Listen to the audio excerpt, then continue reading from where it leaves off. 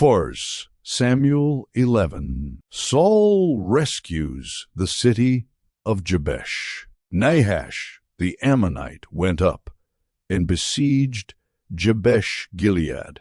And all the men of Jabesh said to him, "Make a treaty with us, and we be subject to you."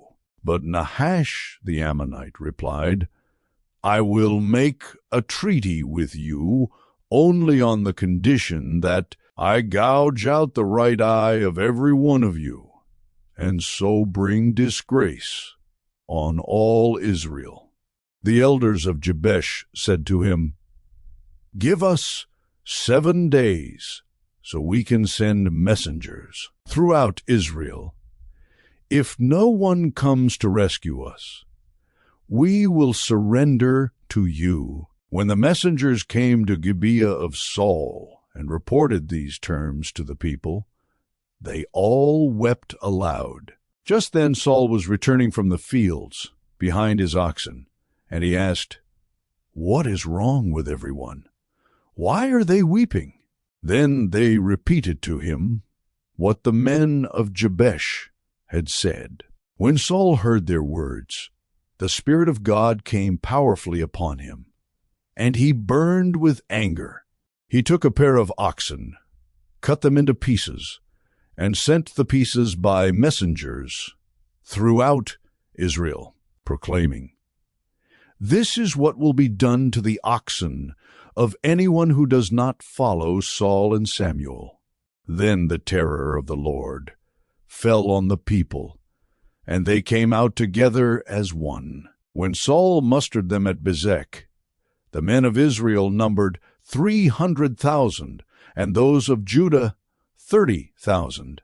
They told the messengers who had come, "Say to the men of Jabesh-gilead, by the time the sun is hot tomorrow, you will be rescued." When the messengers went and reported this to the men of Jabesh, they were elated. They said to the Ammonites, "Tomorrow we will surrender to you, and you can do to us whatever you like."